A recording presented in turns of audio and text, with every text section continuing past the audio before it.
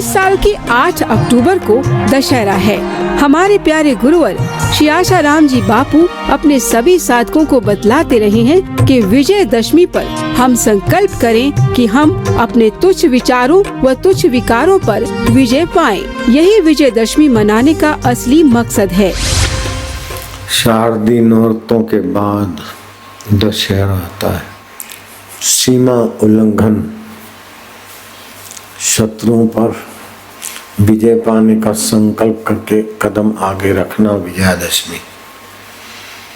श्री रामचंद्र जी ने विजयादशमी को रावण को स्वधाम भेजा था। छत्रपति शिवाजी ने औरंगजेब के दशहरे के दिन दांत खट्टे किए थे। रघु राजा ने धरती पर रहकर भगवान के खजांची को ललकारा। कौत्स ब्राह्मण अपने गुरु को 14 करोड़ मोहर अर्पण करने का संकल्प लेकर मेरे पास आया है। मुझे इस ब्राह्मण के संकल्प पूर्ति करनी है। मैं क्षत्रिय हूँ, तुम्हारे से मांगता नहीं हूँ, आदेश देता हूँ। टैक्स के रूप में,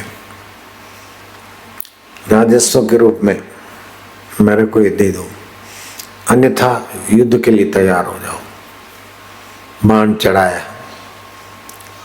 और दशहरे के दिन अपने संकल्प में सफल हुए। 14 करोड़ मोहर से भी ज्यादा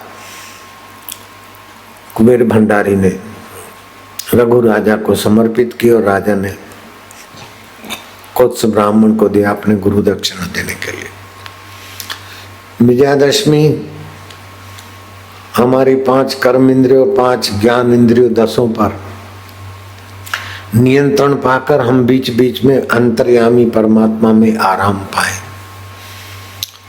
तुच्छ विषय विकारों के आकर्षण पर विजय पाए। विजय का दिवस विजयादशमी, बिना मुहूर्त के मुहूर्त विजयादशमी। विजयादशमी विरोधी पर विजय पाने का दिन है।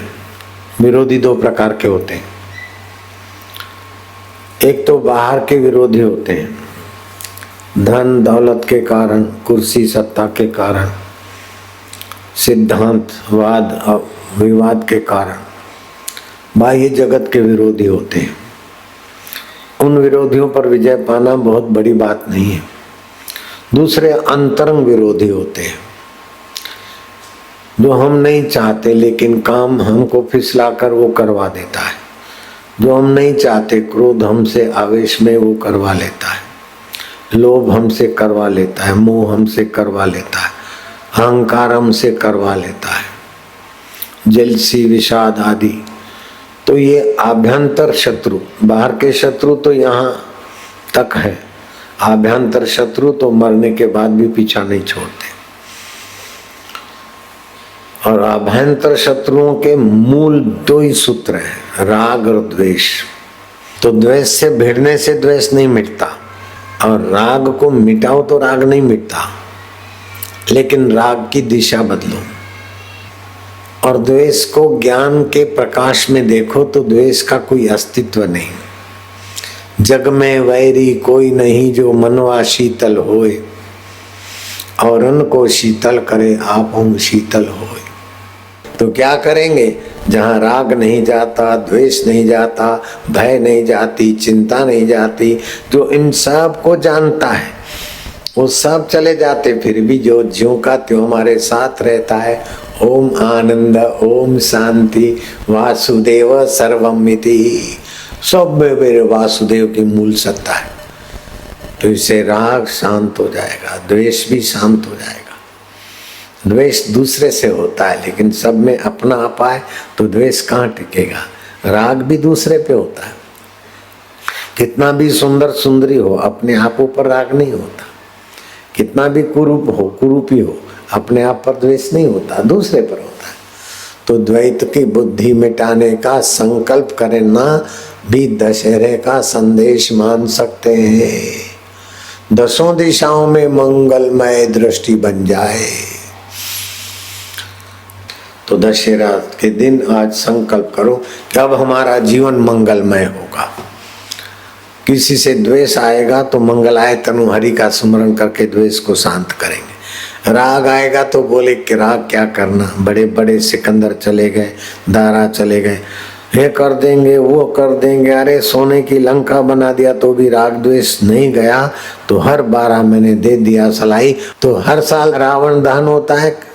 रावण तो एक बार ही मरता है, लेकिन हर साल समाज में स्मृति आए कि सोने की लंका बनने के बाद भी अगर राग द्वेष से पार मंगलायतन हरि में नहीं गए तो तुम्हारा सोने की लंका भी तुमको सुख नहीं दे सकेगी। तो नेताओं के बड़े बड़े आश्वासन भरे भाषणों से तुम्हारा क्या दुख मिट जाएगा, ये कर देंगे वो कर देंगे, ये विकास कर देंगे, कुछ भी कर दे नेता, तू सोने की लंका तो नहीं बना सकता। और सोने की लंका बनाने वाला रावण भी संसार से निर्दुख नहीं गया और उनके लोग भी निर्दुख नहीं गए, तो हमको तुम क्या दे दोगे? हम तो मंगलाय तनो हरि राग द्वेष से पार करने वाला सत्संग सुनेंगे, भगवान की प्रीति के लिए काम करेंगे, भगवान की प्रसन्नता के लिए काम करेंगे।